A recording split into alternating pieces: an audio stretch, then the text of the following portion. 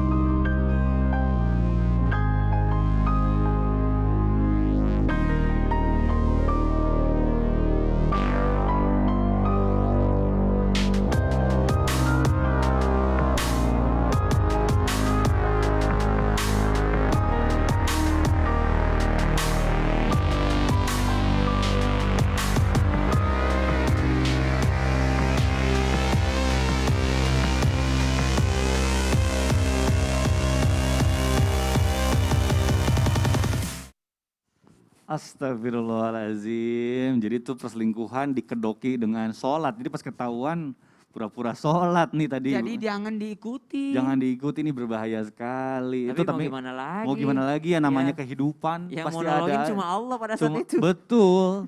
Nah sekarang saya mau menagih nih, tadi kata Ustadz Bani kan katanya ada doa yang apabila dibacakan insya Allah bisa membuat ujian rumah tangga kita itu ya dijauhkanlah dari pelakor, pebinor, bahkan urusan yang harta yang menyangkut dalam rumah tangga. Mohon penjelasannya Ustadz Bani, silahkan.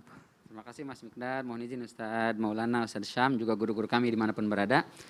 Bismillah, alhamdulillah, wassalatu wassalamu ala rasulillah wa ala alihi wa ashabihi wa mawalah, la hawla wa la quwata illa billah. Semoga Allah lindungi kita, keluarga kita, dan semua para pemirsa Islam itu indah dimanapun berada dari kasus-kasus dan kejadian-kejadian yang bisa merusak keutuhan rumah tangga kita. Nah, di antara doa yang bisa kita baca, riwayat dari Abu Daud, Ibnu Majah, An-Nasai dan juga yang lainnya, dari Abdullah ibnu Umar radhiyallahu anhuma, Rasulullah sallallahu alaihi wasallam mengajarkan kepada kita doa, Allahumma inni as'alukal afwa wal afiyah fid dunya wal akhirah. Allahumma inni as'alukal afwa wal afiyah fi dini wa dunyaya wa ahli wa mali. Ya Allah, aku memohon, meminta kepadamu al-afwa, ampunan dan maafmu, wal afiyah, dan juga perlindungan dibebaskan dari segala kesulitan. Al-afiyah ini sebetulnya secara makna itu adalah ketika Allah kasih nikmat kepada kita, lalu kita dibimbing oleh Allah untuk tidak menggunakan nikmat itu pada maksiat. Makanya ada istilah, bagaimana kabarnya? Alhamdulillah sehat wal afiyah. Apa itu maknanya? Sehat fisik nih nggak ada penyakit. Sementara afiyah, nih anggota tubuh kita nih kan nikmat nih, tidak dipakai untuk maksiat. Jadi ada orang sehat tapi tidak afiyah. Dia punya mata tapi matanya dipakai untuk maksiat, tidak afiyah tuh. Dia punya tangan, tangannya sehat nggak sakit, tapi dipakai zalimin orang, ngambil bukan haknya, tidak afiyah. Kaki sehat tapi dibawa melangkah ke tempat-tempat maksiat, maka tidak afiyah. Maka Rasul Shallallahu Alaihi Wasallam mengajarkan kepada kita doa ini. Karenanya Al-Munzir di dalam At-Targhib wa Tarhib mengatakan sebaik-baik doa dari riwayat Abu Hurairah, sebaik-baik doa adalah ketika kita minta Allahumma inni as'alukal afwa wal afiyah. Yang pertama, ya Allah aku memohon kepadamu al-afwa wal afiyah di dunia dan juga akhirat. Maafkan aku dan jauhkan dari segala macam kesulitan dunia dan akhirat. Yang kedua, aku memohon kepadamu maafmu dan jauhkan dari segala macam kesulitan dan kesukaran fi dini dalam masalah agamaku, wa dunyaya dalam masalah duniaku, wa ahli dan dalam keluargaku. Ya Allah, jangan sampai terjadi kasus yang kita saksikan tadi. Selamatkan, jauhkan ya Allah. Dekat pun jangan deh. Nauzubillah min dzalik. Wa mali dan juga dalam hartaku. Masya Allah. Ini kalau kita baca doa ini mudah-mudahan Allah jaga, Allah lindungi kita. Sehingga semua nikmat tadi, keluarga, harta, kita pakai semuanya untuk menambah ketakwaan dan ketaatan kita kepada Allah Subhanahu wa ta'ala. Amin. Yuk sama-sama kita baca doanya. Bismillahirrahmanirrahim. Bismillahirrahmanirrahim. Allahumma inni as'aluka al-afwa wal afiyata fid dunya wal akhirah. Allahumma inni as'aluka al-afwa wal afiyata fi dini wa dunyaya wa ahli wa mali. Alhamdulillah. Nanti kalau doanya untuk bersama-sama tinggal diganti saja dengan ini diganti dengan inna. Ada Ustadz, mohon maaf. Kok beda di sana doanya? Kenapa? Saya biasa pakai ini, kok di sana doanya pakai inna. Imamnya nggak benar katanya. Padahal ini dengan inna sama juga, itu juga bedanya untuk sendiri atau untuk bersama-sama. Wallahu taala alam bisawab. Amin. Wah, luar biasa. Ini mudah-mudahan dengan kita membaca doa tadi seluruh keluarga kita itu diselamatkan dari hal-hal yang kita tidak inginkan dan juga kita diselamatkan di dunia juga di akhirat. Amin. Aduh, penting banget nih buat keluarga-keluarga baru nih seperti saya juga Ustaz Syam nih. Bagus memang dong. rentan sekali nih ya kita di pernikahan yang Pemirsa masih juga banyak yang baru. Iya Ada yang nih. baru 20 tahun, baru 30 tahun. Itu lama dong Ustaz. Masya Allah kayak Ustaz Bani nih. Baru 20 tahun, baru 30 tahun. Nah memang namanya bicara soal permasalahan kehidupan ya selain pasangan kita, selain masalah ekonomi. Ini kan aku juga baru punya anak nih.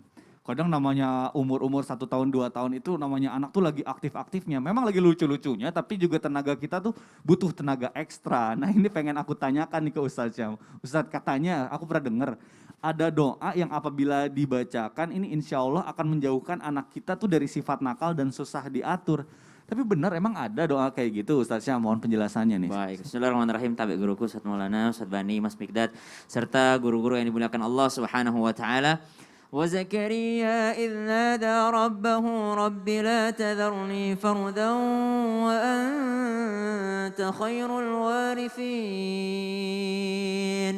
Nabi yang lumayan banyak disebutkan dalam Al-Quran itu kisahnya adalah Nabi Zakaria alaihi salam.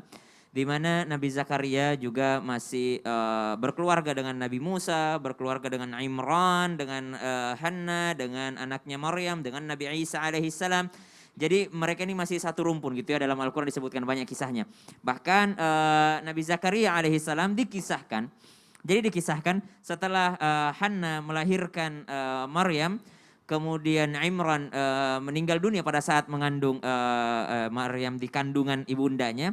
Imran meninggal dunia, kemudian Maryam dititipkan ke Nabi Zakaria alaihissalam untuk ditaruh, untuk dititipkan karena diberikan guru yang terbaik. Salah satu nazarnya ketika masih dalam kandungan itu akan kucarikan guru yang terbaik, kuberikan tempat yang terbaik. Maka dibawalah ke pamannya, ke Nabi Zakaria alaihissalam untuk diasuh oleh Nabi Zakaria. Nabi Zakaria bersama istrinya begitu menyayangi Maryam karena istri daripada Nabi Zakaria alaihissalam adalah mandul, tidak bisa melahirkan, maka dia sayangi. Namun ternyata ketika berusia senja, Nabi Zakaria alaihissalam di dalam surah Maryam dikisahkan idznada rabbahu nidaan khafiyya, ya, Nabi Zakaria dengan lembut meminta kepada Allah Subhanahu wa taala, Rabbi inni wahanal azmu minni washta'ala ar-ra'su syaiba wa lam akum bidu'aika rabbi syaqiyya. Kata Nabi Zakaria alaihissalam, saya ini udah renta ya Allah, saya udah beruban, udah lemah diriku, istriku pun mandul, tapi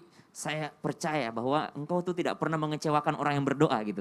Aku tuh tidak pernah kecewa kalau berdoa sama engkau ya Allah. Kalau aku minta sama yang lain mungkin aku kecewa, tapi kalau kepadamu aku tidak pernah kecewa. Seakan-akan nyinggung Allah gitu. Ya Allah, kalau kau kecewakan saya semua mengecewakan saya gitu. Ya Allah, jangan kau kecewakan saya gitu. Artinya dia minta kepada Allah Subhanahu wa taala. Nah, salah satu doanya adalah tadi, Rabbi la tadharni fardan wa anta khairul warithin. Ya Allah, jangan engkau biarkan aku hidup sendirian ya, tanpa pewaris, dan engkau adalah ahli waris yang terbaik. Artinya engkau adalah sebaik-baik maha pewaris gitu.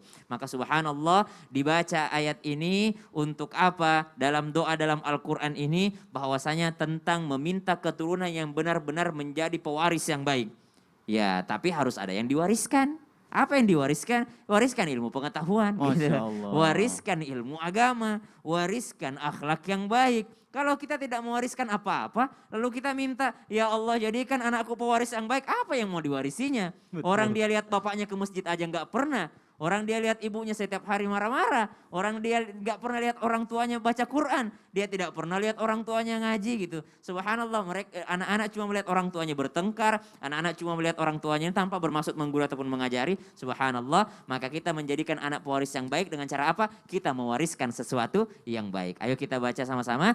Rabbi Rabbi la tadharni La tadharni fardan fardan wa anta wa anta khairul khairul warithin. warithin. Surah Al-Anbiya ayat 89. Wallahu ta'ala a'lam. Masya Allah. Jadi bicara soal warisan itu bukan hanya soal harta. Bukan. Tapi juga ilmu yang bermanfaat, ilmu yang baik Subhanallah. adalah warisan yang paling baik. Dan memang kita bicara soal anak kecil, sebenarnya tidak ada anak kecil yang nakal.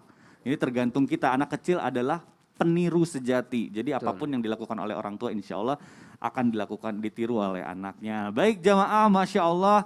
Ini bicara soal doa mustajab, ternyata luar biasa, banyak sekali pertanyaan atau antusias dari jamaah sangat tinggi sekali. Makanya ini kolom komentar sosial media Islam Itu Indah sudah penuh oleh pertanyaan jamaah. Maka dari itu langsung aja yuk kita masuk ke segmen Tanya Dong Ustadz. Kami semua tanya dong Ustadz. Masya Allah, tabarakallah, makasih banyak.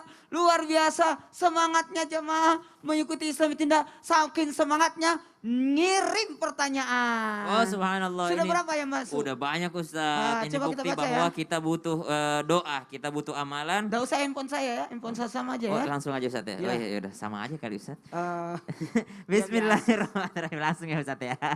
Instagram dari hamba Allah. Assalamualaikum warahmatullahi wabarakatuh Ustaz. Saya mau warahmatullahi wabarakatuh. bertanya Tabe. Gimana caranya atau sikapnya seorang istri menghadapi suami yang suka main perempuan? Dan bagaimana caranya agar suami selalu ingat kepada keluarganya, cepat bertaubat ke jalan Allah? Dan apakah seorang wanita yang masih pisah ranjang dengan suami boleh menikah siri dengan suami orang lain yang masih sah juga menjadi suami orang? Mohon jawabannya Pak Ustaz. cara menghadapi suami yang selingkuh, yang pertama lebih sabar. Tambah kesabaran. Yang kedua, dekatkan diri kepada Allah. Kita belajar dari situ Suleha. Ketika dia mengejar Nabi Yusufnya yang kabur. Tapi ketika Suleha mengejar Allah, Nabi Yusuf yang mengejar ke Siti Suleha. Pertanyaannya, itu suaminya Nabi Yusuf enggak? Apanya Ustaz? Suaminya? Beda. Oh bukan kan? Bukan. Jadi aman. Nabi Yusuf aja yang ganteng ngejar-ngejar situ Suleha. Kalau begitu dekati Allah. Tapi ingat juga nih, mohon maaf ini catatan. Kadangkala ketika orang sudah mendapati suaminya selingkuh dan sebagainya, lihat boroknya, jeleknya, dia bunsi suaminya. Kita harus lihat dulu, oh mungkin saya punya kekurangan. Kenapa dia wanita lain? Iya, Deganiro baca ya, alhamdulillah. Baik Ustaz. Nggak terlalu panjang, bagus lah ini. Dari Marwani, Assalamualaikum warahmatullahi wabarakatuh. Ustaz Sam, oh langsung Ustaz Sam loh. Wih, Ustaz Sam, mau Iya. tanya doa yang manjur untuk ujian hidup yang sedang saya sekarang berobat di LN, di mana tuh LN Ustaz? Libanon. Luar negeri. Oh luar negeri. Aduh. Jawab London. LN tuh luar negeri. London, Libanon. Ya enggak apa-apa lah. Iya, apa-apa, Berjuang melawan cancer. Iya. Oh, bagus nih. Cancer. Buset. Sudah hampir 3 tahun sendirian jauh dari keluarga. Amalan doa apa saja penggugur ujian hidup? Mohon jawabannya, terima kasih. Ustaz Sam suka ketik-ketik ya, jadi tahu LN. Tahu itu. LN luar Aku negeri. baru tahu itu LN. Iya. Kirain Libanon. Kalau dalam negeri apa Ustaz? LD. DN. DN. Ah? DN. DN. Dalam negeri. Oh, iya, Baik, Ah. bismillahirrahmanirrahim. Saya kira LD. Jadi ternyata kalau dikatakan amalannya dulu, amalan apa? Sedekah. Sedekah itu memperpanjang umur ya, menghilangkan bala. Sedekah kepada siapa? Termasuk sedekah kepada orang lain, kepada orang terdekat, kepada keluarga sendiri, kepada orang tua, itu termasuk sedekah juga. Subhanallah, sedekah. Perbanyak sedekah. Kemudian yang kedua, amalannya apa? Doanya apa? Kata Al-Quran, فَقُلْ تُسْتَغْفِرُوا رَبَّكُمْ إِنَّهُ كَانَ غَفَّارًا. Ya, istighfarlah kepada Allah. Perbanyak istighfar. Kapan istighfarnya? Wabil asharihum yastaghfirun. Beristighfar banyak-banyak di waktu subuh, menjelang subuh. Ya waktu sahur, waktu jam 4 lah, kurang lebih jam 4 sampai setengah 5. Kalau setengah 5 azan, jam 4 mulai. Ya istighfar banyak-banyak, subhanallah, itu akan insya Allah menyembuhkan diri. Dan juga baca doanya Nabi Ayub alaihissalam, Anni massaniyad durru wa anta arhamur rahimin. Anni massaniyad durru wa anta arhamur rahimin. Wallahu ta'ala alam. Ini nih, buat yang mau di rumah Yeah. pasti sependapat sama saya. Ustadz Sam kan paling banyak etersnya. Mana harus Paling banyak etersnya. Paling banyak yang fitnah. Apalagi semenjak Ustadz Sam sudah nikah nih. Ya, aduh. Banyak yang stalking. Ya, Bahkan mudah-mudahan enggak kejihan kasihan. kasihan sih Ustaz. Harus Kira-kira kuat. ada nih. Bisa kena mental itu. Saya mau tanya Ustadz Sam. Sampai Ustadz Sam setegar ini. Ada enggak doanya supaya terhindar dari fitnah? Ya Allah, itu kan fitnah itu bukan hanya Jangan dibahas orang- dulu. Nabi-nabi aja kena fitnah. Ntar Ustaz. aja. Habis ini. Siapin catatan. Oh Ustaz ya Sam harusnya siapin gitu. kan? Harus ya Ustaz. Harus ya? Harusnya Ustaz. Kan pengalaman Ustaz Sam. Siapin catatan, Kita insya Allah. akan dengarkan jawaban Ustaz Sam Insya Allah. tentang doa supaya terhindar dari fitnah setelah yang satu ini. Apa aja fitnahnya biasanya Ada, itu? enggak juga sih Ustaz. Subhan